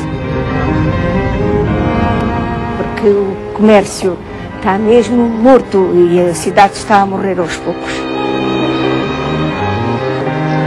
Na capital do Baixo Alentejo, contam-se pelos dedos de uma mão os empresários que resistem à crise. Antónia Brito herdou este armazém de têxteis mítica em Beja do seu pai, onde antes se via uma loja cheia, hoje quase não entra viva alma. Já fui obrigada a despedir pessoas? Já despedi uma funcionária. E a senhora, com tantos anos de atividade, alguma vez viveu uma crise destas? Nem pensar. E tem alguma expectativa de que isto vai melhorar? Aí é que está o problema, é que não vejo luz ao fundo do túnel. Neste armazém há funcionárias com mais de 40 anos de casa que precisam do emprego para sobreviver. Antónia não as quer despedir, mas já não é capaz de lhes prometer mais nada. A crise ultrapassou-a, a ela que estava longe de imaginar. A ver essa frase? O homem é do tamanho do seu sonho. A João, que do outro lado da rua também vê o sonho de uma vida desmoronar-se. Os ideais de prosperidade ficaram apenas nos livros que deixou de conseguir vender. Ele já despediu todos os empregados, mas a falência continua mais do que nunca no horizonte. Fechar a livraria, já admite? Sim, já admito, porque não tenho outra solução. Se isto continuar assim, não tenho outra solução. E se fechar a empresa, o que é que lhe vai acontecer? Neste momento, não sei o que é que me vai acontecer, porque nós não temos direito a desemprego, não temos direito a nada, e é voltar às origens, à família, à espera que os nossos pais não nos deem de comer, porque nós não temos outra solução. Que idade é que tem? Eu neste momento tenho 53 anos e não sei o que é que me dá emprego agora com 53 anos. E com 53 anos ter que voltar para a casa dos pais? É triste. É triste. Voltar para a casa dos pais para nos darem de comer é muito triste. E deixe lá ver o que é que vai ser também deles. Porque eles, por enquanto, ainda recebem a reforma. E um dia que eles deixarem de ter a reforma. Na construção civil também está tudo parado. No meu ramo, no passado recente, 2, 3 anos atrás, havia, sei lá, não os contei, né, mas de certeza que havia mais de 15 ou 20 empreiteiros em Beja, comprando lotes, construindo. Toda esta área que vocês veem, há 5, 6 anos não existia. E hoje estamos resumidos a 4 ou 5 empresas de construção. A verdade é esta. E estão todas na mesma dificuldade financeira? Todas, umas mais, outras menos, estamos todos no mesmo. Tem casas por vender há quantos anos? Feitas. No caso daquele prédio ali, vai para 3 anos. Eu felizmente trabalho muito para fora. E essas poucas pinguinhas que vou buscando nos finais de mês, me vai dando para pagar os funcionários. Porque esses têm que receber de certeza, se nisto para mesmo. E tem dinheiro para continuar a pagar esses salários ou já admite novos despedimentos? Como lhe digo, empregados meus, mesmo meus, éramos uns 20. Agora somos 7. Os bancos deixaram de conceder crédito e agora, nem baixando o preço vezes sem conta, Pedro Charneca consegue vender. Pior, os empréstimos, que também ele foi contraindo, custam-lhe largos milhares de euros todos os meses.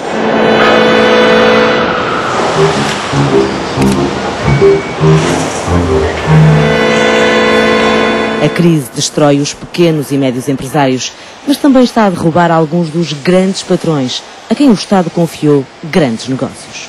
O Estado cancelou e está a cancelar algumas das obras que efetivamente tinha projetado porque não tem dinheiro, e nós estamos empardados numa situação em que, além dos 2,5 milhões de euros, também temos aqui materiais no valor produzido e para produzido noutros 2,5 milhões, portanto estamos a falar em 5 milhões, dos quais não recebemos um euro sequer ainda. João Paulo Ramoa construiu esta fábrica de tubos para barragens há 1 ano e meio, mas já tinha outras 2. Engenheiro de profissão, chegou a ter 140 funcionários, reduziu-os para 40 e já admite ficar sem nenhum. São trabalhadores todos portugueses, todos, alguns altamente qualificados, outros menos, é claro. Vê uma fábrica entre 1.000 e 1.250 euros líquidos. Qual é o destino que prevê para eles? Eu quero acreditar que vamos conseguir resolver o problema, não sei como. Se não conseguimos resolver o problema, daqui a mês e meio teremos que fechar a empresa, obviamente, não temos alternativa. Aos 50 anos, já foi um homem rico? Já fui um homem rico que acumulou uma riqueza fruto exclusivamente do trabalho. E de 300 pessoas que colaboravam connosco e que nós ajudávamos a ter um nível de vida em função das suas capacidades e formações profissionais. E hoje? Hoje estou no limiar de voltar a ter que arranjar um emprego por conta de terceiros, mas principalmente é uma enorme decepção para quem fez uma vida profissional cheia de paixão e de ver que não consegue arranjar a solução por tanta gente que trabalhou connosco. Com raiva. Eu sinto com raiva, a raiva que eu tenho é a raiva de encontrar solução para tudo isto que foi criado à volta. Numa espiral de ruína financeira, o destino de quem não quer baixar os braços passa por abandonar o país. Fazem-no sozinhos, tristes, mas em consciência, enquanto veem a terra dos seus sonhos a adormecer, moribunda.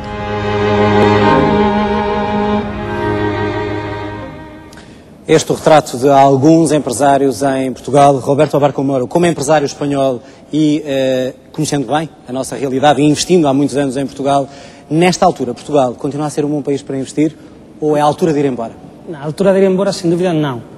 É uma altura de ficar cá, de aguantar, de apostar no país, sem dúvida, mas de ir-se embora, não. É um esforço muito grande que já fizemos faz 25 anos, ir-se embora, sem dúvida, não. Vamos a parar alguns investimentos que tínhamos marcado, vamos a ralentizar algumas questões que temos marcadas, mas sem dúvida, nossa ideia é ficar, seguir apostando no país, e sem dúvida que daqui a mais 2 ou 3 anos as coisas vão a melhorar, não há dúvida. Roberto Abarca Moro, muito obrigado e boa noite para si. Fátima, esta é também uma reflexão que temos que fazer. E agora, é ou não Portugal um bom país para investir? Pois já, vamos ver, Daniel Bessa. Medina Carreira anda há anos a dizer que só o FMI é que pode pôr regras ao país e obrigar o país a adaptar-se à realidade. Agora é que vão começar seriamente os problemas da austeridade aqui em Portugal? Eu, em primeiro lugar, gostava de apresentar aqui uma homenagem ao Dr. Henrique Medina Carreira, porque nem sempre o disse da melhor forma, mas eu acho que ele teve sempre razão.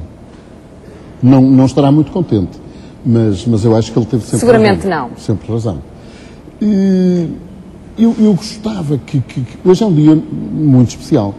É um dia muito especial porque Portugal já estava a ser ajudado. Portanto, a economia portuguesa nos últimos meses vivia da ajuda do Banco Central Europeu. E simplesmente deixou de ser suficiente, também teve o seu limite, e hoje há um passo em frente neste processo de ajuda. É muito importante, porque eu penso que isso significa que as tesourarias de muitas entidades em Portugal vão ficar um pouco mais tranquilas. Poderia não haver dinheiro sequer para pagar salários a partir de junho. É muito importante que este passo tenha sido dado. Agora, os problemas estão aí. Vão começar? Não vão começar, porque já os vimos já vinham atrás. Mas o que é que a população se tem que habituar? O que é que pode esperar a partir de agora? Bem, eu penso que a economia portuguesa, durante alguns anos, não irá crescer, terá muita dificuldade em criar novos postos de trabalho. Provavelmente, qualquer que seja a solução política, nós iremos ter um agravamento da carga fiscal em Portugal. Portanto, a conta está aí para pagar. Portanto, o que nós hoje conseguimos foi criar condições para que o financiamento normalize. É isso que se espera. Agora, este dinheiro não é certamente para gastar mal gasto, porque esse seria o pior dos princípios. Se todas essas situações que nós temos aí, muito difíceis e muito deficitárias, se ocorrer alguém que agora está tudo resolvido, se ocorrer alguém que, por exemplo, os problemas das empresas transportadoras portuguesas estão resolvidos só porque se deu este passo de pedir ajuda, claro, não estão resolvidos. Soutor, e aquilo que também ficamos a perceber é que a União Europeia, e particularmente a Alemanha, deixaram cair os países do Sul. É evidente que vem aí um empréstimo, vem aí uma ajuda, mas não é o apoio à União Europeia com que sonhamos, não era esta? Sonhar é fácil, não é? Sonhar é fácil e é bom. Eu habituei-me a viver um pouco mais de realidades. Eu diria que o centro da União Europeia vive há muitos anos com um certo tipo de condições e de procedimentos. E os países do Sul, nomeadamente Portugal e a Espanha e a Grécia, nós não nos podemos esquecer que há pouco mais de 10 anos atrás havia grandes dúvidas sobre se nós tínhamos condições para entrar no euro. É verdade. E essas dúvidas diziam respeito à nossa capacidade para vivermos dentro desse regime. De gerar economia também. A economia portuguesa e a economia espanhola encareceram muitíssimo, coisa que os alemães não fizeram, os franceses também não fizeram. Portanto, eu não sou daqueles que se limitam a culpar a União Europeia. A União Europeia. E muito menos a Sra. Merkel. António Pires de Lima, Roberto Abarca há pouco disse que vai ficar em Portugal, mas será cada vez mais difícil atrair investimento estrangeiro? Fátima, eu creio que uma das coisas que se impõe com esta crise toda é perceber se nós, portugueses, estamos disponíveis para aprender alguma coisa com a crise que vivemos, porque ela é reflexo de profundos desequilíbrios que fomos acumulando ao longo de décadas. Há questões que eu acho que extravasam a questão portuguesa. Não é por acaso que são 3 países da periferia da Europa, Grécia, Irlanda e Portugal, em circunstâncias diferentes, mas que estão a pedir ajuda. Isto é, nós temos um modelo europeu que neste momento tem de ser seriamente questionado. Eu não vou diabolizar a Sra. Merkel nem a Alemanha, mas é verdade que depois de termos tido ou de termos escolhido abandonar a agricultura e a exploração do nosso mar durante a década de 90, nós somos confrontados já na era do euro com uma incapacidade de competir que nos levou também, ou nos ajudou a levar, a esta situação estrutural de endividamento crónico e crescente. E, portanto, esta é uma questão que eu creio que, do ponto de vista europeu é central, porque senão começa-se a gerar uma grande decepção e desilusão relativamente ao próprio projeto europeu, porque, de facto, há uma Europa que é completamente diferenciada. Estamos a falar dos países centrais europeus, os do Sul. Estão a crescer, estão numa grande recuperação económica. Essa desilusão já está a correr. Pronto, mas, portanto, isto não é de facto uma forma de construir um projeto europeu coeso e uno a médio e longo prazo. Agora, para além disso, eu acho que é muito importante nós, portugueses, aproveitarmos esta crise para refletirmos internamente, e neste sentido, o facto de, pelo menos no curto prazo, poder haver uma expectativa de resolver o problema de liquidez com que estávamos a começar a ser confrontados, muito sério, eu penso que permite desviar o debate na sociedade, o debate político que temos que ter nas eleições, para o tipo de modelo de sociedade que nós queremos escolher. Isto é, vamos continuar a apostar sistematicamente e a permitir ser governados com governos minoritários que não asseguram eles próprios que não, doutor. Deixe-me perguntar aqui ao doutor Fernando Henrique, porque há pouco Carlos Carvalhas aí desafiou os banqueiros e disse mesmo que este dinheiro do Fundo do Apoio Externo é para ajudar a Banca Nacional, e citou o exemplo islandês, onde decorre nesta altura uma espécie de caça à banca, caça aos responsáveis da banca que levaram a Islândia à bancarrota. Como é que o senhor responde ao doutor Carlos Carvalhas? Ele já aqui não está. Olha, eu penso que não vale a pena perder muito tempo com essa questão, porque o que aconteceu na Islândia e na Irlanda não tem rigorosamente nada a ver com o que se passa em Portugal, e, portanto, eu penso que estar a discutir nesses termos é estar a fazer perder tempo aos telespectadores e a nós que aqui estamos, e, portanto, não respondo nada. Não respondo nada. Essa questão não. Pronto, é livre de eu fazer. Essa questão não. Eu gostava de recordar que Portugal hoje está muito melhor do que estava há 30 anos, ou há 20, ou há 10. E que o nível de vida dos portugueses melhorou, que a educação melhorou, a saúde melhorou. Temos hoje infraestruturas muito melhores e mais extensas do que tínhamos.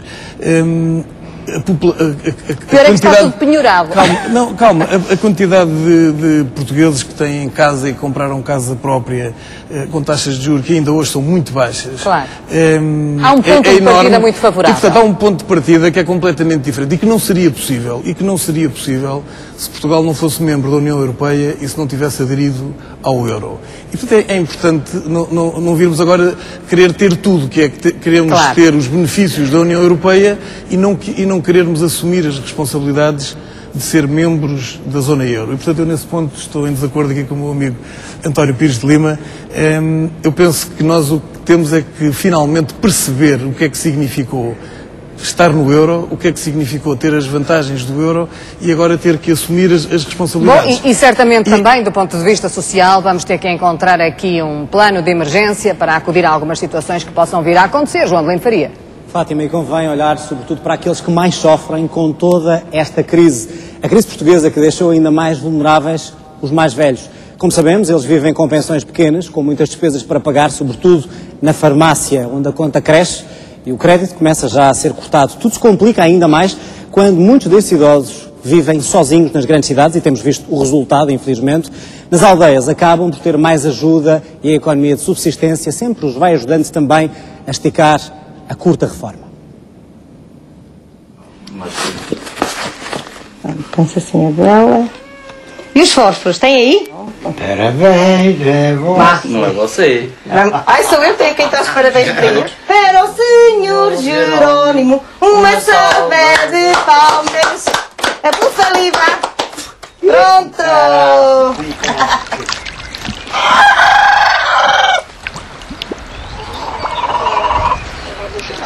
Eu só fiz hoje 89. Mas na verdade quantos anos fez? Agora na verdade são 90. Mas o que está no bilhete de identidade são 89 e é o que eu tenho que dizer que são 89 em toda a parte. Fazer as contas da vida é afinal muito simples. Mais difícil é multiplicar todas as despesas numa curta reforma. 40 e pouco. Não chega bem a 45, mas anda por essa volta. Conto, não há euros, contos. Por mês, onde é que gasta esse dinheiro? Esse dinheiro eu gasto muito gasta. Olha, ela gasta quase em medicamentos. Até ensalada de comer. Anda para a mesa. Anda cá. Eu por hoje não sei, eu dou-lhe 13 contos. E ele na mesma. Ao todo, 127,5 € para pagar a alimentação, a limpeza da casa e da roupa num serviço da Caritas. É quase 1/3 do dinheiro que chega todos os meses nas duas reformas. Depois mais um garrafão de lexívia, mais 8 garrafão daquele produto para limpar a casa, mais outra coisa. Eu gasto, eu também gasto, bem eu gasto. Já vai embora. E chega porque tenho um caso ou outras coisas, senão não chegava. O que coisas é que tem? Tenho batatas. Batatas, cebolas. Tenho couves, tenho cebolas, tenho galhos, tenho tudo. Tanta coisa. Quintelas, em plena Serra do Alvão, a 10 km de Vila Real. O pequeno pedaço de terra é uma ajuda grande na economia familiar. Mas viu aquela que está ali adiante e ainda salvei a raposa, que a raposa ainda agatanhou. Boa, saiu eu queria ir. Um mês não chegará, outro mês, às vezes não chegaste a tudo, apertas uns para os oito. O senhor, se tivesse uma reforma maior, o que é que fazia? Poupava, não estragava. Mas se me desse na zoneira uma vez de chamar um táxi e disse: quero ir ver meu irmão a Lisboa. Aí. Não chega para a viagem, mas tem que chegar para água, luz e medicamentos. Se quer uns 12, eu à noite tinha tomado uns 12 ou 13.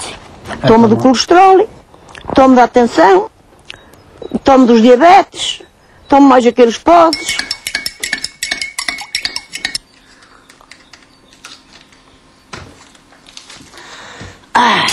Mais este bocadinho para juntar o pé, mais aquele bocadinho por via do escaldado, mais outra coisa. Olha, quando foi ao cabo e o resto digo assim, olha, visto que eu já gastei 10 contos. E a senhora tem conta na farmácia? Às vezes fica a dever na farmácia ou não? Não, isso não quero. Nunca gostei de beber. Mas ao almoço e ao jantar também tem medicamentos para diabetes. Ao meio-dia à noite eu tomo estas coisas. Acredito também que haja muitas situações, se calhar encapotadas, de necessidade por essa situação de vergonha. Apesar dos medicamentos terem diminuído de preço, houve uma diminuição da comparticipação e houve medicamentos que ficaram efetivamente muito mais caros para o utente. Apesar da fatura da farmácia, junta-se o peso da vergonha. Foi por isso que duas famílias desmarcaram a entrevista com a RTP. Aquela ideia de que ou eu pago a alimentação ou eu pago a medicação existe nas pessoas que nos procuram. O que é que mudou em 2010 em relação aos pedidos de ajuda de idosos? Houve da nossa parte estabelecer um protocolo com uma farmácia, porque efetivamente os pedidos de medicação também começaram a crescer. As preocupações do Sr. Álvaro são outras. Desde quando é que não paga a renda de casa? Desde setembro. Vá lá, outubro. Vive sozinho na Baixa do Porto. A renda custa 350 €. A pensão que recebe, por invalidez, é de 246 €. Continua à espera de uma habitação social. Não se vive com esse dinheiro, não. Era 5 € por dia, claro. Há dias que eu não gasto. Há dias que não se gasta, não é esse dinheiro. Mas não se consegue comprar nada. Se a senhora sabe, quem beleza. Esta é rápida. Tem muita coisa. Não é, Maria? Podemos pôr a gota ao Sr. Couto? Já podemos ir? E até logo, Sr. Couto. Se não fosse a ajuda dos vizinhos, conseguia sobreviver? Não, acho que não. Boa tarde, Sr. Álvaro. Tudo bem? Como tem passado os seus olhos? Vão andando. Vão andando? Sua vizinha tem ido pôr as gotinhas? Tem? Olha, falei com a senhoria esta semana. Ela está Falei. Ela está um bocadinho... Já foi. Pois não, ela está um bocadinho preocupada com a situação da casa, apesar de tudo disse para não se preocupar, que aguarda que a Câmara tenha resposta. Pronto, Sr. Álvaro, e tem aqui o seu cabaz, está bem? Precisa de ajuda para levar até à porta? Olha, veja se consegue, senão nós damos uma ajuda. Tenho que apertar muito cinto. A ouvido até nem tenho nada. A Cáritas ajuda a não ter a despensa vazia.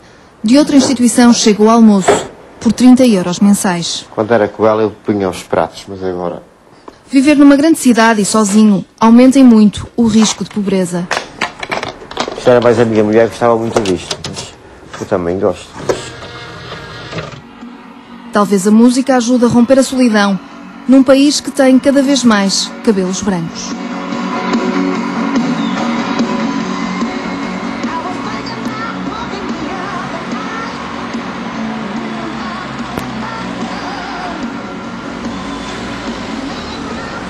É um país com um retrato social difícil, professor Luís Reto. Hoje, e voltando à Grécia, que já está a viver estas dificuldades em pleno, um observatório social grego fez saber publicamente que a situação social grega está naquilo que são os limites da contenção.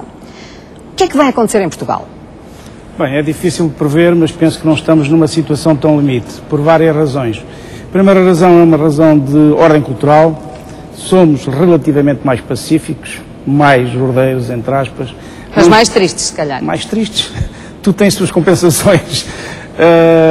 Temos esse fator cultural, temos uma, digamos assim, uma população de imigrantes que não pode ser comparada com a população de refugiados gregos. Nós temos uma comunidade imigrante pequena, bastante bem integrada, ao contrário da Espanha, por exemplo, em que há ali problemas mais graves de integração. Uma parte já tem ido embora, não é? Tem regressado aos países. Sim, relativamente pequena. E a situação na Grécia foi muito mais dramática que a nossa, ou seja, o nível de vida grego era muito superior ao nosso e as medidas na Grécia estão a ser muito mais duras do que as que estão a ser aplicadas em Portugal. Vamos ter mais medidas de austeridade, mas penso que o ajustamento grego foi mais violento que o nosso. Porque também mexeu com os valores, a tal batota, não é? Sim, que há pouco aqui se disse, eles descobrem, eles sabiam, não é? Sabiam, mas claro. faziam batota e, portanto, há aqui um problema de ética e de valores que é uma desilusão muito grande. Portanto, penso que estamos longe da situação grega, não quer dizer que a situação não se possa complicar, mas por estes fatores todos penso que não teremos a curto prazo... Professor, mas há aqui um equilíbrio difícil que vamos ter que a partir de agora encetar, que é, sem perder a esperança, a vontade, o impulso de fazer e até um certo ar positivo, vamos ter que conviver com a realidade social difícil. Como é que isto se faz? Bem, nós temos aqui, e o Ulrich disse há pouco, nós habituámos a viver muito bem. Portanto, nunca se viveu tão bem em Portugal, e é preciso dizer isto. As duas últimas décadas foram décadas completamente diferentes de toda a nossa história em termos de uma riqueza mais generalizada, que atingiu uma classe média que nunca tivemos verdadeiramente. Ainda agora, às vezes estas viagens não se estão a queixar, claro. Na Páscoa acho que já está tudo cheio, não é? E portanto temos de facto aqui que ajustar expectativas. O que nós temos neste momento são expectativas muito elevadas, por este passado recente. Nós chegámos muito tarde ao consumo e portanto ficámos um bocado delirantes com isto e jogávamos que ia ser sempre assim. E, portanto, aqui a primeira coisa que temos que fazer, mas todos, é um ajustamento de expectativas. Mas não somos só nós, o Ocidente tem que fazer também o ajustamento das expectativas, porque o Ocidente está a perder e irá perder cada vez mais poder de compra face aos emergentes. Portanto, todo o Ocidente tem que reajustar as expectativas, não é só Portugal. Nós estamos a fazê-lo de uma forma mais violenta por causa da crise. Portanto, há aqui um reajustamento de expectativas que tem que ser feito por todos, simultaneamente sem perder a esperança. E a esperança em Portugal, para mim, vem basicamente de uma grande qualificação que os portugueses hoje têm, que nunca tiveram. Nós temos hoje a população mais educada da nossa história, a população mais empreendedora. Basta falar, se olharmos para as universidades. Há 10 anos, quando nós começámos o primeiro curso de empreendedorismo, era assim uma coisa estranha. Hoje não há ninguém que não fale de empreendedorismo no país. Surgem iniciativas por todo lado. Portanto, nós temos simultaneamente aqui duas gerações, se quiser. Temos a chamada geração Arrasca, que eu não gosto, eu prefiro chamar de geração acomodada, porque é uma geração que está acomodada, porque foi protegida pelos pais, por nós todos. Nunca teve ninguém tanto conforto na infância como esta geração, e que hoje não é capaz e não tem resiliência para enfrentar as dificuldades. E todos nós somos culpados disto, não são eles. Portanto, temos aqui duas gerações, mas temos uma geração que eu chamaria uma geração esforçada, cosmopolita, viajada, que nunca tivemos. E o meu fator de esperança reside aí. Ora bem, eu ouvi o Padre Manuel Marujão a dar assentimento ao que o professor Luís Reto está a dizer, portanto concordo, nunca vemos tão bem quanto agora. Agora, de qualquer forma, a situação de emergência social começa-se a colocar. Onde é que vamos buscar a alegria e onde é que plano é que vamos encontrar para lhe fazer face? Pergunto-lhe assim porque a Igreja tem um papel muito importante na assistência social neste país, através das IPSS. Tem que se ir à raiz, para haver bons frutos é preciso ir à raiz. E certamente a atitude com que nós encaramos a crise é fundamental. A atitude pessoal e a atitude comunitária, social. De facto, a crise em que estamos é uma tempestade, mas não é um naufrágio. É bom cair na conta disso. E cada um tem que pegar no seu remo, no leme, no que for, para que o barco chegue a bom porto. Por isso acho que, lendo um artigo ainda há dias, era Bendita Crise, e era precisamente a ver que o desafio da crise deve trazer mais coesão social, deve trazer mais entreajuda e sabermos renunciar a pretensões de sermos ricos, opulentos e famosos, mas a sermos sabermos partilhar e a sabermos entreajudar-nos.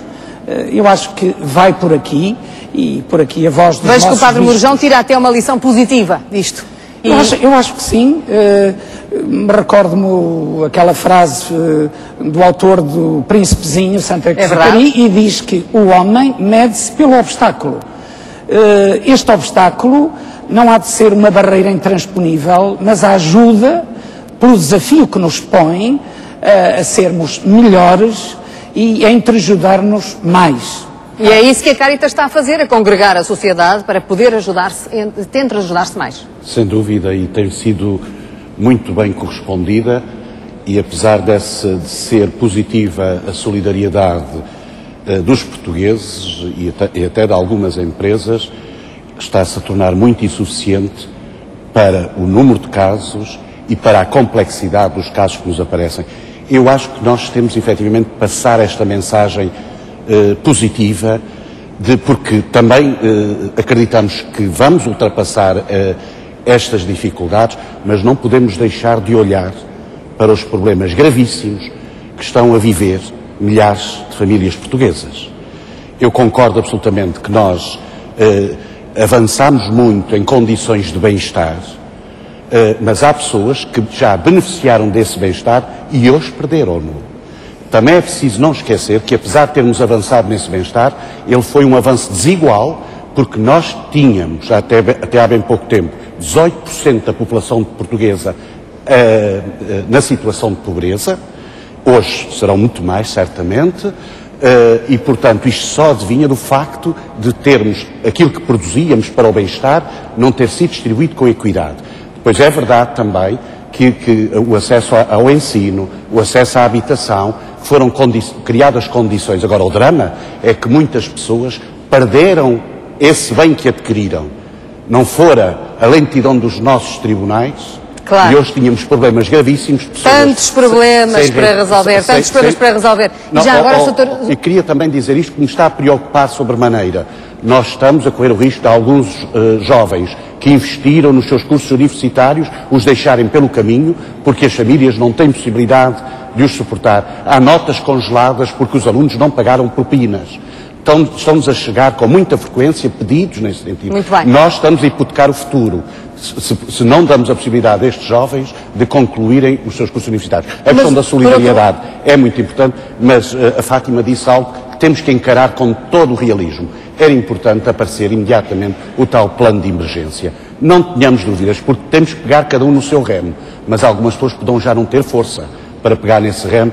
Olha que os jovens têm sido uma boa surpresa em matéria de partilha e de solidariedade, têm feito um excelente trabalho. João Adelino Faria, eu creio que são um bom exemplo para a sociedade. Fátima, estamos a ouvir aqui uma data de opiniões, mas falta ouvir aqueles que são o futuro e que vão pagar ou não esta fatura. Connosco está um desses representantes, o Luís Gil. Luís, boa noite, bem-vindo. Sente-se parte desta geração rasca e de um país à rasca, ou pelo contrário acredita que por causa destas dificuldades todas e por saber, aliás foi considerado o melhor aluno de matemática, e com saber podemos recuperar e avançar?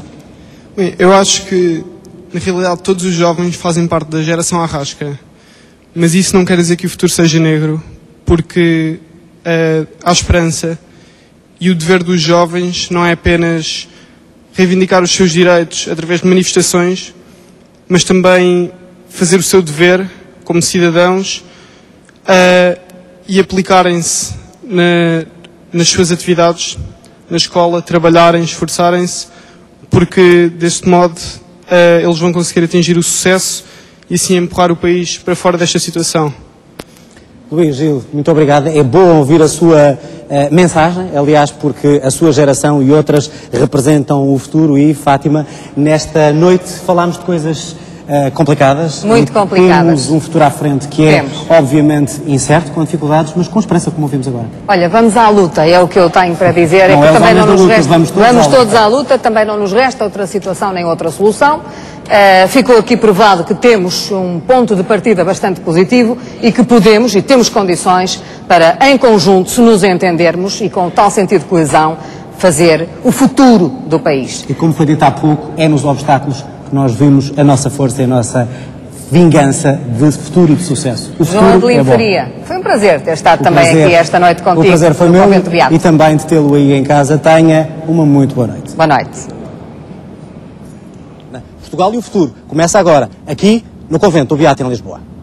E, portanto, não se deve diabolizar o FMI, não se devem colocar na cabeça das pessoas a ideia de que as medidas duras que eventualmente já tomamos ou que venhamos a tomar é por causa do pedido. Eu imagino, não houve uma informação clara sobre isso, mas tudo nos leva a supor que se trata do que se costuma chamar uma ajuda intercalar. Desde setembro que nós vivemos num ambiente turvo político que mina a confiança das pessoas e mina a confiança dos nossos credores. É perfeitamente natural que as agências de rating olhem para as empresas e também para os bancos portugueses com alguma preocupação. Posto isto, o que é que eu acho? Acho que isto que é um erro, que não é ajuda. O que vamos ter é um enterro, isto é um enterro e um afundamento do país.